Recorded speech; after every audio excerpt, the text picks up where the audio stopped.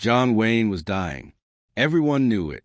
The cancer that had taken his lung, and his stomach was now taking everything else.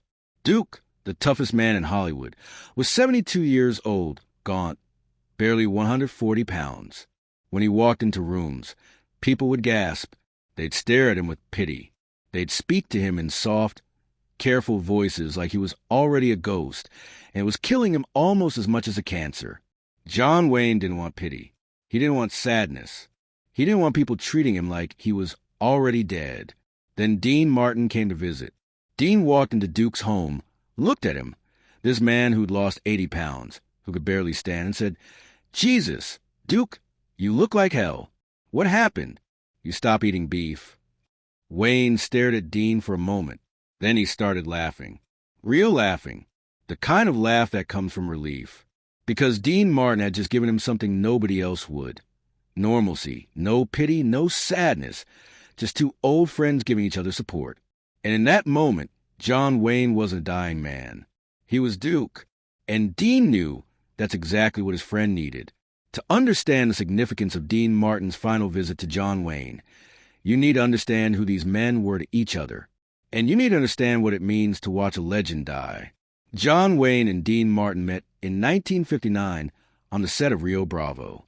Duke was already an established icon, the embodiment of American masculinity, the cowboy who defined a generation of Western films. Dean was transitioning from singer and comedian to serious actor, trying to prove he was more than just half a Martin and Lewis or a member of the Rat Pack. Director Howard Hawks had cast Dean in Rio Bravo as Dude, an alcoholic deputy, trying to redeem himself. It was a serious, dramatic role, far removed from the cool, humorous persona Dean was known for. Duke was initially skeptical. He'd seen Dean's comedies and wasn't sure Dean could handle the emotional weight of the character. But from the first day of shooting, Duke realized he'd been wrong. Dean was a natural actor. He brought vulnerability, pain, and authenticity to Dude in ways that surprised everyone on set. Duke watched Dean work and gained immense respect for his talent. More importantly, they became friends. Real friends, not Hollywood friends who smile for cameras and never see each other otherwise, but genuine friends who enjoyed each other's company. Duke appreciated Dean's lack of pretension. Dean didn't try to impress anyone. He didn't play political games. He was just Dean. Cool, funny, talented, and completely unbothered by Hollywood nonsense. Dean appreciated Duke's straightforwardness. Duke said what he meant. He treated people with respect if they earned it, and Dean had earned it. They worked together again in 1970 on The Undefeated and developed an even deeper friendship. They'd call each other occasionally. They'd run into each other at industry events and always make time to catch up. It wasn't an everyday friendship, but it was real. By 1979, both men had been through hell in their personal lives. Dean had lost his son, Dean Paul, in a plane crash in 1987. Wait, that's wrong. In 1979, Dean Paul was still alive, but Dean was carrying other burdens. His marriage to Gone had ended. His drinking had increased. He was dealing with the pressures of maintaining his career as he aged. But Duke's burden was far heavier. Duke was dying. John Wayne had been diagnosed with lung cancer in 1964. He'd had his left lung and several ribs removed. He'd beaten it, or so it seemed, for 15 years. Duke had been cancer-free, continuing to make movies, remaining a Hollywood icon. But in 1978, the cancer returned. This time, it was in his stomach. Duke underwent surgery to have his stomach removed in January 1979. The surgery was brutal. Duke lost massive amounts of weight. His once powerful 6 feet 4 inches frame, which had typically carried 220 to 230 pounds, was now down to barely 140. Duke looked like a skeleton. His face was gaunt. His clothes hung off him. His famous swagger was gone, replaced by the slow, careful movements of a very sick man.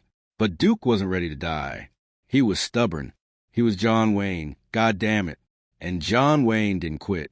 So even though he was clearly dying, Duke kept making public appearances. He wanted to show the world and himself that he was still here, still fighting, still Duke. On April 9th, 1979, Duke appeared at the Academy Awards to present the Best Picture award. It was supposed to be a triumphant moment, a Hollywood legend taking the stage one more time. Instead, it was heartbreaking. When Duke walked onto that stage, the audience gasped. Some people started crying immediately. Duke was so thin, so frail, so clearly died that it was shocking to see. He could barely walk. His voice, once booming and powerful, was weak. But Duke stood there and did his job. He presented the award with as much dignity as he could muster. The audience gave him a standing ovation, not for the presentation, but because they knew they were watching a dying man's final public moment. Backstage after the ceremony, Duke was surrounded by well-wishers, celebrities, executives, and crew members. Everyone wanted to tell Duke how brave he was, how much they admired him, and how he'd always be remembered. Duke smiled, nodded, and thanked them. But inside, he was dying a different death, the death of being pitied, the death of being treated like he was already gone. People would approach him with tears in their eyes. They'd hug him gently, like he might break. They'd say things like, "You're so brave and you're an inspiration and we're praying for you."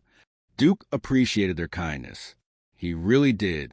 But what he wanted, what he desperately needed, was for someone to treat him like he wasn't dying, to treat him like he was still Duke, still the tough, ornery bastard who'd take from nobody. A few weeks after the Oscars, Dean Martin called Duke's house. Dean had seen Duke at the Academy Awards. He'd seen what everyone else saw, a man who was clearly in his final days.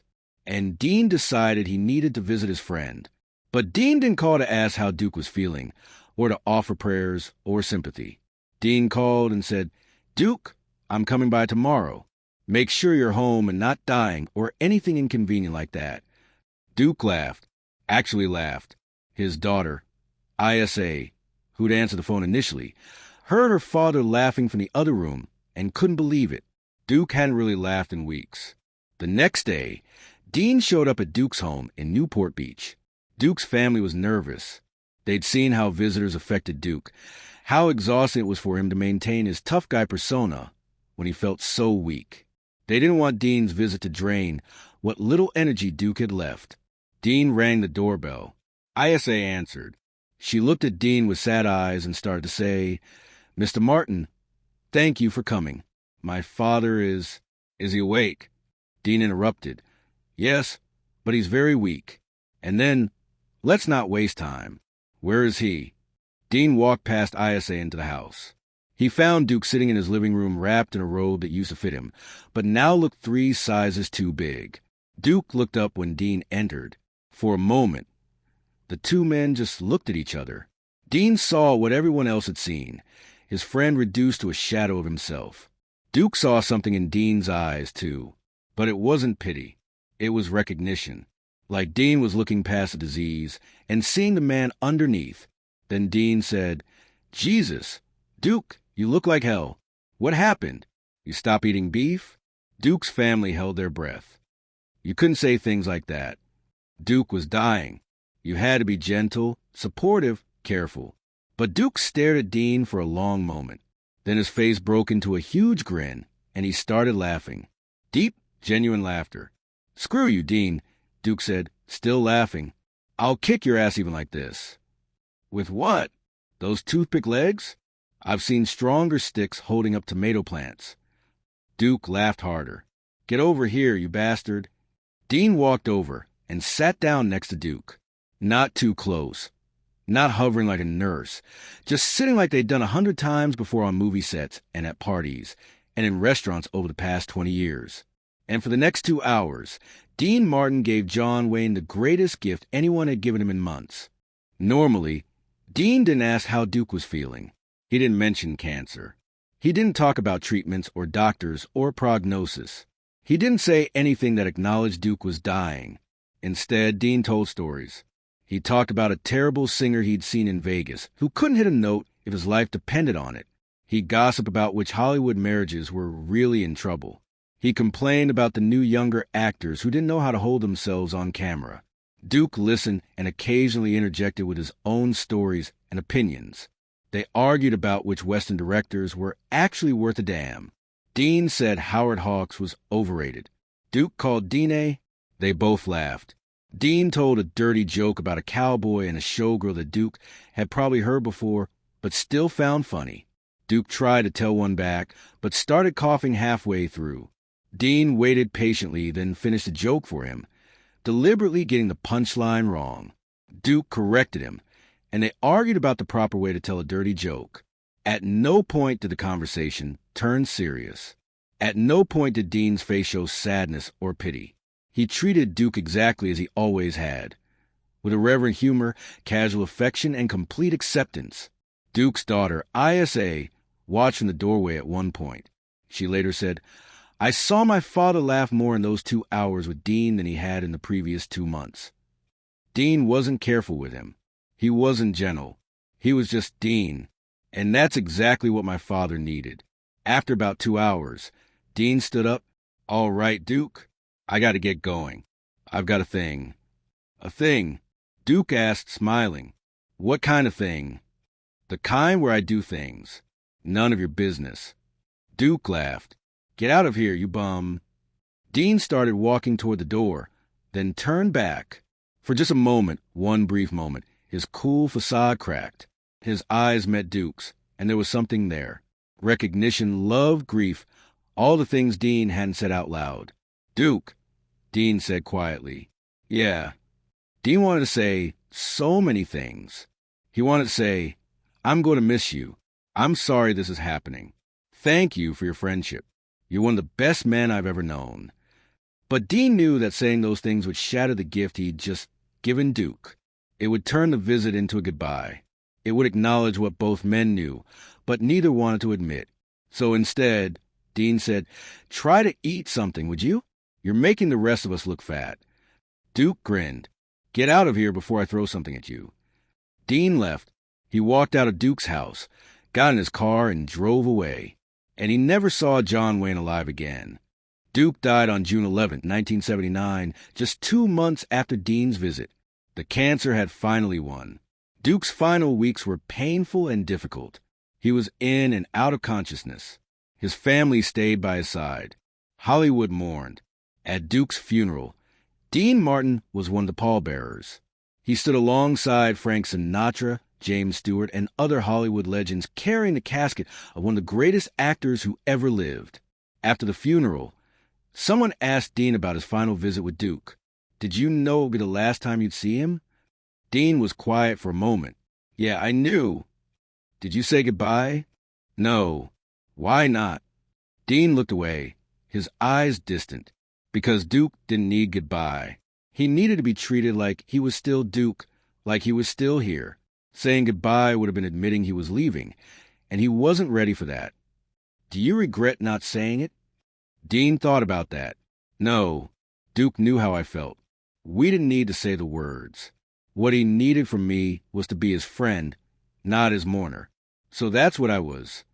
Years later, Duke's daughter, Isa, wrote about Dean's visit in her memoir.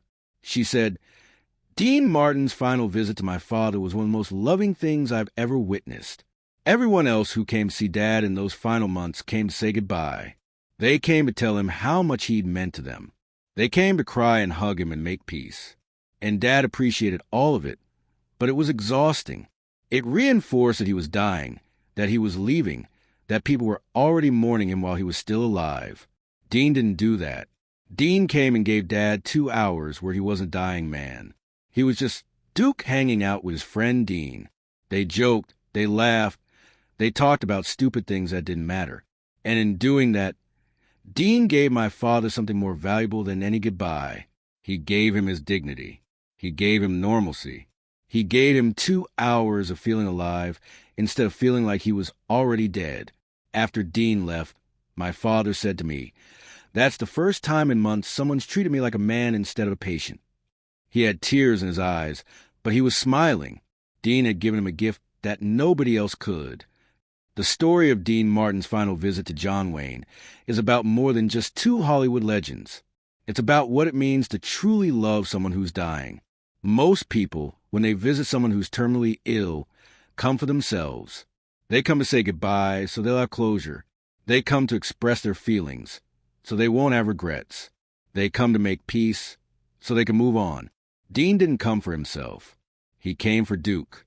He came to give Duke what Duke needed, not what Dean needed. And what Duke needed wasn't tears or goodbyes or sympathy. Duke needed to feel like Duke one last time. That's real friendship. That's real love. Not making about your feelings, but about what the other person needs. Not say what you want to say, but doing what needs to be done. Dean Martin could have walked into Duke's house and cried. He could have told Duke how much their friendship meant to him. He could have said a proper goodbye, and Duke would have understood. Duke would have appreciated it. But Dean knew that Duke had already heard all of that from everyone else. What Duke hadn't heard, what Duke desperately needed, was someone treating him like he wasn't dying.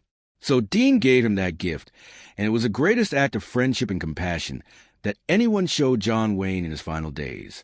When Dean Martin died in 1995, his daughter Deanna talked about her father's philosophy on death and friendship. She said, "My father believed that when someone is dying, the kindest thing you can do is not make them feel like they're dying. Don't make their illness the center of every conversation. Don't treat them like they're fragile. Don't speak to them in sad, careful voices. Treat them like they're still the person they've always been, because that's who they want to be, even if their body is failing them." That's what Dad did for Duke. He didn't pretend Duke wasn't sick. He acknowledged it with humor, joking about how thin Duke was, how bad he looked, but he didn't dwell on it. He didn't make it the focus. He moved past it and just hung out with his friend. And that's the greatest gift you can give someone who's dying. The gift of still being seen as alive. The lesson of Dean Martin's visit to John Wayne isn't about death. It's about dignity. It's about seeing past the disease to the person underneath. It's about giving people what they need, not what you think they should need. John Wayne was dying. Everyone knew it. But for 2 hours on that afternoon in 1979, Dean Martin made sure that Duke wasn't a dying man. He was just Duke. Still tough, still ornery, still laughing. And when Duke died 2 months later, one of his final good memories was sitting in his living room with Dean Martin, trading insults and dirty jokes like they'd done on the set of Rio Bravo 20 years earlier. That's friendship. That's love. That's Dean Martin. Not the cool crooner, not the king of cool, just Dean. A man who understood that sometimes the greatest gift you can give someone is treating them exactly as you always have, even when everything has changed. John Wayne died knowing that at least one person still saw him as Duke, and that person was Dean Martin.